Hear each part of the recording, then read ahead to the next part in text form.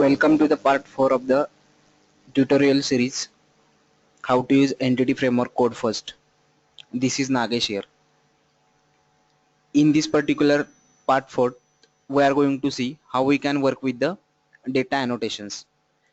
Before this, in case of part 1st, 2nd and 3rd, we have seen what is entity framework, how we can use entity framework code first approach, and how we can deal with the CRUD operation in entity framework by using entity framework code first.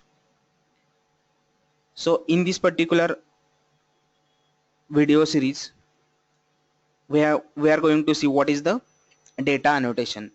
So first we will see what is data annotation, then how to apply that particular data annotation with the model classes. When we are talking about the data annotations, basically data annotation allow us to describe the rules that we want to apply to the model properties, and when we are applying that rules to the model properties, ASP.NET MVC will take care of enforcing them and displaying appropriate messages to the user. Meaning of this one is that we can easily add the validation to our application by using the data annotation to our model classes. Basically, data annotation classes are used to validate the user input. One more important aspect of the data annotation is that with the help of data annotation, we are going to validate the user data, and in case of the ASP.NET, we can easily apply the validation to the web application by using the data annotation attribute classes to the model classes. And these data annotation attribute classes are present in the system.componentModel.data annotation namespace. That means if I want to work with the data annotation in case of ASP.NET MVC, then in case of that I need to use a namespace, something called as a this one, that is system.componentModel.data annotation, data annotations.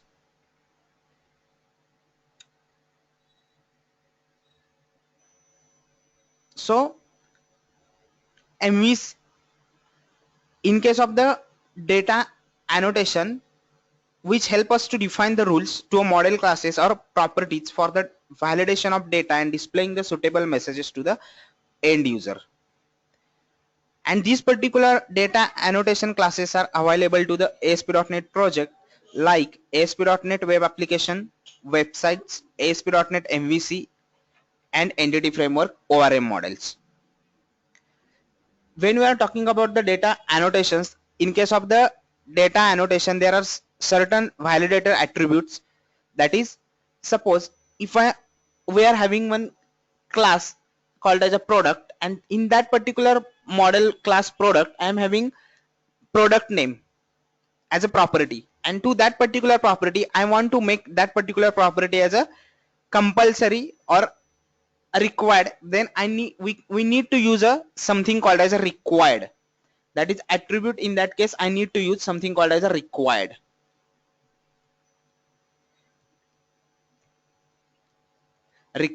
So meaning of required is that specify a property as a required, that means this particular property is a compulsory. In another thing, suppose if I want to display name of the particular property, then I need to apply the attribute something called as a display name. Then suppose if I want to validate the email ID, then in that case I need to specify the something called as a regular expression.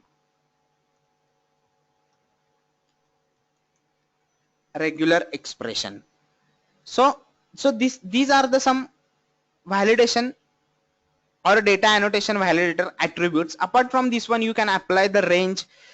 With the help of range, we can validate the value of a property with a specified range of values. Then another thing, we can apply the string length, that is we can specify the maximum and minimum length of a string property.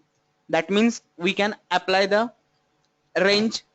Then another, we can apply the string length. So these are the some data annotation validator attributes. Now see how we can use this particular data annotation validation attributes in case of our application. In case of the first, second and third part, we have created the one particular application, that is demo entity framework code first. So this is my model class, that is the product. To this particular class I want to apply property to the product name as a display property, so to this particular product name. Now see, if I want to apply display, so you will not, here you will see I am not getting the display. But for that, first thing is that I need to use a namespace, something called as a system.component, using system dot component model dot data annotations. This is the namespace I need to use. So here I need to display name, so I can display something like display. I can use a property called as a name. Name is equal to, suppose I want to display name as a product name, or instead of that you can specify the name as it is. This is the product name. Now I want to make this particular property as a required, so I need to use a attribute something called as a required. If it is required, then I need to specify some validation message, that is error message. So I need to specify error message is equal to some error message, that is, suppose product name must be specified. Product name must be specified. Suppose to the same product name I want to apply length, that is I want to apply the string length, that is string length. Here I need to specify the maximum length. Suppose maximum allowable length is 50, and if it is not greater than 50, then I need to specify some error message, that is error message is something like this one. I need to specify, that is name too long, name too long. Here you can also specify the minimum range, that is after this one you can specify the minimum range as well if you want. So these are the three different attributes that we have applied to the product name property, that is display, required and string length. Now in case of this particular unit price, I want to specify something, one more data annotation validation attribute, something called as a data type. Now here I need to apply same model properties, our validation attributes, that is display and required, and one more I want to apply over here, that is data type. Here I need to specify, we can specify data type dot currency. My data type in this case is the currency, because unit, where in case of unit price I need to use the data annotation as a currency. So this is how we can apply it to the model properties. Now in our case, in our demonstration, we are having the two model classes, one is the product and another one is the category. So same thing we can apply to the category as well. In case of the category name, I want to make this particular category name as a required, so I can, here we can apply the data annotation property, but before that I need to use a namespace, something called as a system.component model dot data annotation, using system.component model dot data annotations.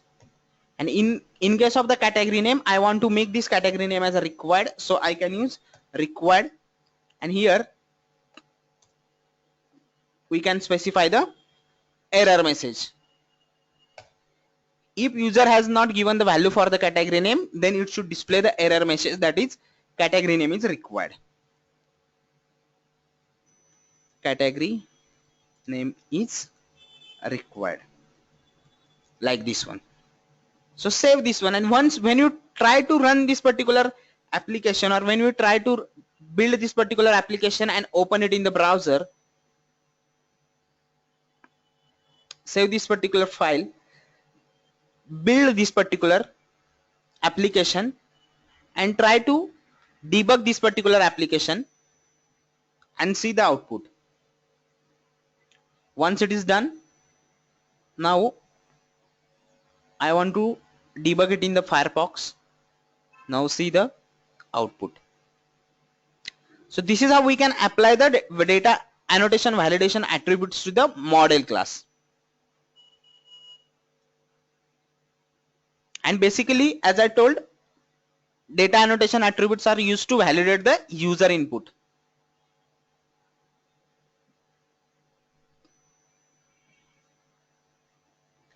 So once it is done,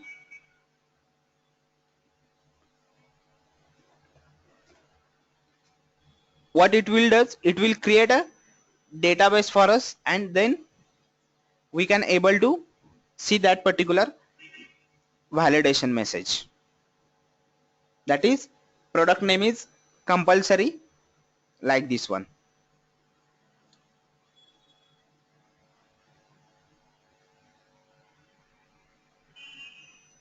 So I'm trying to run this particular application in the Firefox. Once it is done,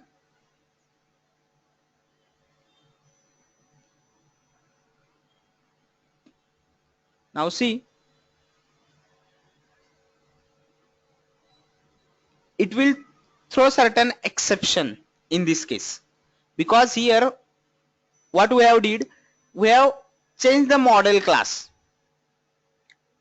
So it will throw certain exception in this case because we have changed the model class, and in that model class we have applied some property. In that model class we have applied certain validation attributes to the model class properties in this case. So it will take certain timing. So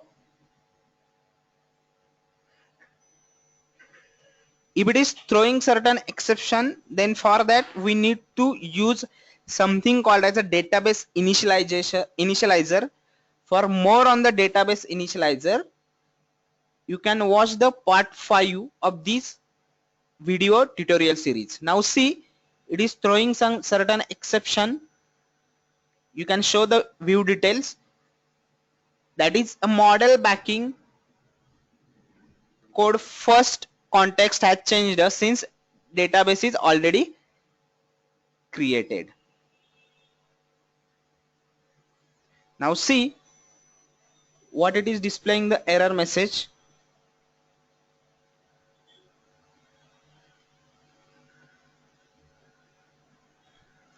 It is displaying an exception of type system.invalid operation exception occurred in the entity framework.dll but was not handled in the user code. So what is this exception and what is this invalid operation exception? For more detail on this one, you need to see part 5 of this video tutorial series. So thank you for watching this particular series. For more details, you can see the part 5 of this particular tutorial series. Thank you.